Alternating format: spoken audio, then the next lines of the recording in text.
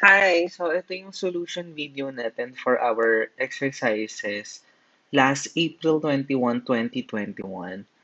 So, our lesson was about double integrals in polar coordinates.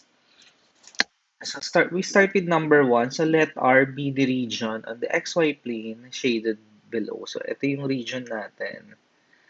This weird looking shape region. So, which is the region bounded by this circle and this curve. Okay? So set up an iterated double integral in polar coordinates equivalent to this double integral. That is for number one. So paano ba tayo nagsosolve or paano tayo nagsiset up ng double integrals in polar coordinates? So if you have this, yung naka-generic na double integral, equal yan sa f ng, you replace x by r cosine theta and y by r sine theta in your function. And your dA becomes r dr d theta. And then, ano ba yung mga ilalagay mo sa limits of integration? Nakadepende siya doon sa figure mo, no? Kunyari, ito yung isa mong polar curve. And patawag natin sa pangalang R1 equal to, R equal to, naubusan ako letra. Sige, R1 theta. Tas, let's say you have another one, yung red. Let's say R equal to R2 of theta. And then, yung limits of integration mo, yung mga angles mo are, let's say, this is theta, this is beta. So, ano bang ginagawa natin dito? Nagpapadaan tayo ng radial line. Tapos, ito yung yung upper limit ng radius mo, lower limit ng radius. So, in this integral, R is yung una R2 of theta, yung nasa ilalim, R1 of theta, and then yung radial line mo, dumadaan from theta equal to alpha to theta equal to beta. Okay.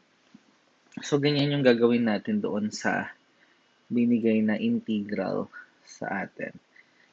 So, yung una, dito replace x by r cosine theta and y by r sine theta. Sulat natin yung mga pang-convert, no?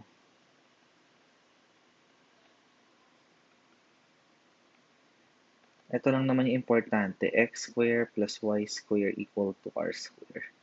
Yan yung mga conversion formula. So, dito sa integral na sinusolve natin, na itago natin sa pangalang star. So, the star now equal to, ano mangyayari? We have tangent, x square plus y square is r square. This plus 1 divided by 1 minus r cosine theta minus r sine theta. And then r dr d theta. Ito yung part na yan. Okay. Tapos titignan natin yung region natin. So, papadaan tayo na radial line, no? So, pag nagpadaan ka ng radial line dito, consistent na yung R mo, ang outer, itong black, tapos yung inner, yung origin. And it starts from dito, tapos saan siya mag-end? Doon sa part na yon. Okay. So, ano yung R mo? R mo is 0 to 2 minus 2 sine theta.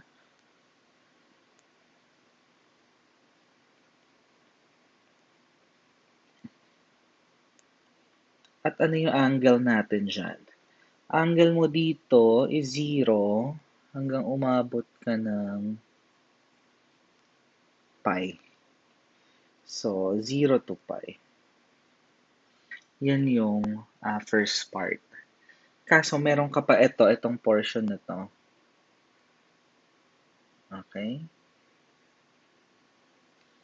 So, plus. So, same tayo ng integrand.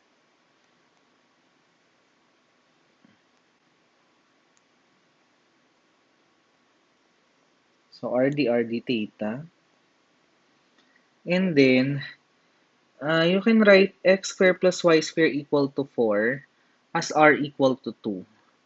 Kasi that is a circle of radius 2. Or you can use this as this conversion formula. Actually, makukuha nyo r equal to 2 or r equal to negative 2. Ang kunin nyo na lang yung positive. Tapos, pag nagpadaan ka ng radial line, this is r equal to 2. So, r equal to 0 to r equal to 2. Yung inner limits of integration natin.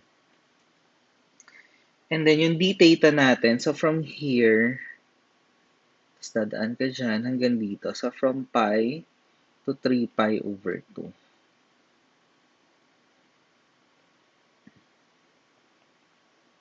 Ayan. So, yan yung sagot sa ating problem. Yung kapag ginamit mo yung polar coordinates. Okay. So, let's try number 2. 2a and 2b. So, 2a, let us evaluate this by converting to polar coordinates. So, ganun lang ulit. In the integrand, you replace x by r cosine theta, y by r sine theta, and x squared plus y squared equal to r squared. And this dx dy, that is the same as your dA, or in polar, r d theta. Okay, so let's do that. Tapos yung limits of integration, mamaya na natin i-figure out. No? So meron na tayo ln ng r squared plus 1. And then dx dy is r dr d theta. And to figure out the limits of integration, you have to sketch the region. Okay, so we are given an iterated double integral. Dx comes in first. So meaning this is an iterated double integral using type 2 region. You are using horizontal strips. Okay.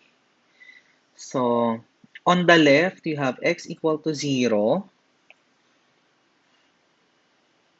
On the right, you have x equal to square root of 1 minus y squared.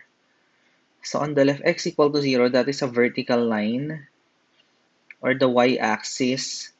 And x equal to 1 minus y squared. If you try to square both sides, what will happen? So this is a circle with radius 1 centered at the origin. But you only take the right part, the right side. So, bali ang itsura niya. Let's say this is 1. This is negative 1. I need... Ayan. Ay! It is a semicircle. Pero right part lang nung semicircle natin. Okay? So, ito yung x equal to square root ng 1 minus y squared. While this one is x equal to 0. And then the y values from 0 to 1. So y equal to 0, y equal to 1. So this is your region. So buburahin ko na yung nasa baba. Kasi ang kailangan lang naman natin. Ayan lang naman. Okay. Okay, now, we find the limits of integration. So, introduce a radial line from the origin. So your radius is from here, r equal to 0, origin to this curve, r equal to something. So your inner limit of integration or lower limit of integration for r is 0. Nauuna yung r mo dito. And then for this one, this is a circle with center at the origin, radius 1. So in polar coordinates, that is r equal to 1. So 0 to 1 lang iyan.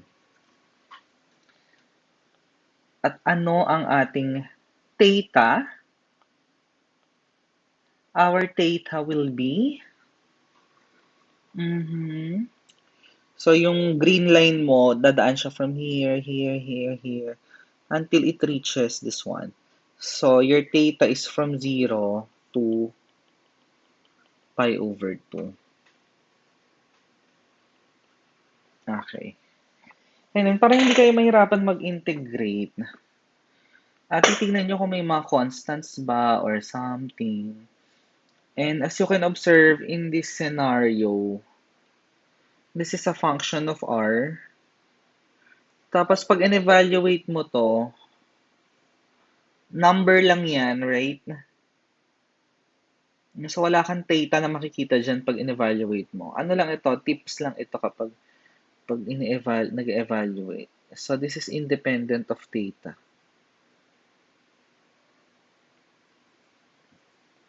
Okay, yun yung sinasabi ko dun sa notes na independent of theta.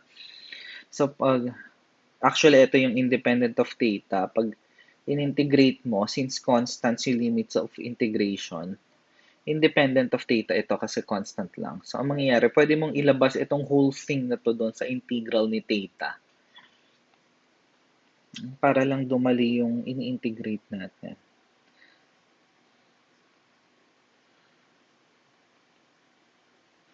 Times integral ng 0 to 2 pi, 0 to pi over 2 d theta. So, may 1 doon. And how do you integrate ng constant? Integral from a to b ng constant d theta is equal to k times upper minus lower limit of integration.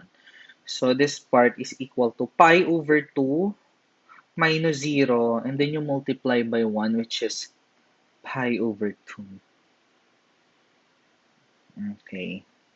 That's why meron na tayong pi over 2, 0 to 1, ln r squared plus 1, r dr. And what can we say about this integral? You can solve this one using the usual substitution.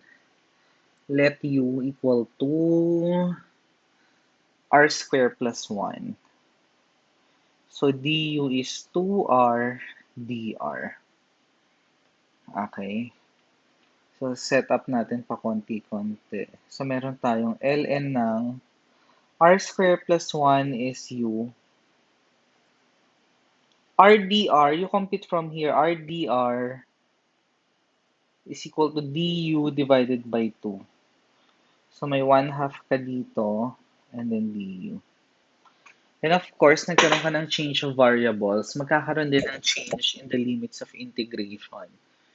So from your r equal to 0, it becomes u equal to 0 squared plus 1, which is 1. And if r is 1, u is 1 squared plus 1, which is 2. So magiging 1 to 2 yung limits of integration natin. And now we have pi over 2 times 1/2 is pi over 4. And the integral of ln of u is u ln of u minus u. Kasi ang integral ni ln of x is x ln of x minus x, and then plus c.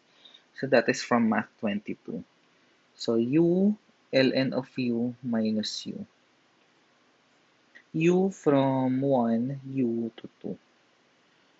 Which is pi over 4 ng substitute 2, 2 ln of 2 minus 2 minus 1 ln of 1 minus 1.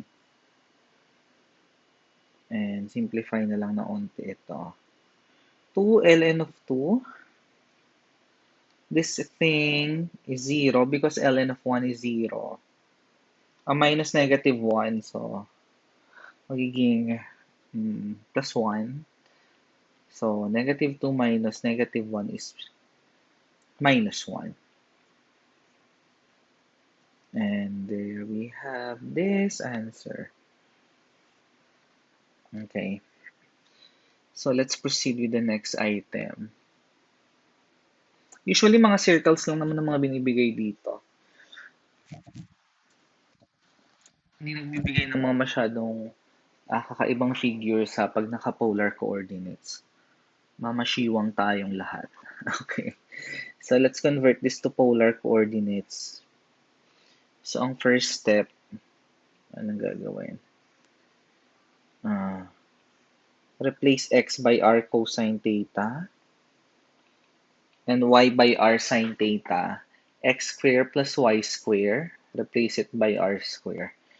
And dy dx, that is r dr d theta. So, dapat lagi nasa brain cells yun ay r dr d theta. Kasi lagi natin siyang gagamitin. Okay, so in this case, we are given an iterated double integral naka dy dx. So meaning this is an iterated integral type using type 1 region. So you have this top curve, bottom curve. Okay, so ano yung top curve? Y equal to square root ng 16 minus x square. So y square equal to 16 minus x square, or x square plus y square equal to 16. So circle with radius 4, and then you have center at the origin, but y equal to square root of something, you only take the upper part of the circle. So it is a semicircle. So that is the top curve. So let's say this is 4. This is -4. This is 4. So this is the upper curve that corresponds to that one. And the other curve, ito yung top curve. Ito yung bottom curve. Actually, this is also a semicircle. This is a semicircle with center at the origin, radius 4. So, ang itsura niya, ayan. Type 1 region, so ang ginamit nung gumawa niyang double integral are vertical strips. So, ito yung upper, ito yung lower. But the limits of integration for x is from -4 to 4 only. So, -4 to 0 only. So, from -4 to 0. So, ang gusto mo lang talaga na part is ito. Okay, so buburahin na natin yung ibang mga hindi natin kailangan to avoid confusion. So, this is the region that we want. Okay. We'll introduce a radial line. So, from r equal to 0 to, what is the equation of this? Radius 4, center at the origin. So, that is r equal to 4. So, from 0 to 4, ang limits of integration ng r. And then, our theta, or yung angle mo, so this green radial line will travel from here, here, here, here, until it reaches this part. So, your theta spans from pi over 2 to 3 pi over 2.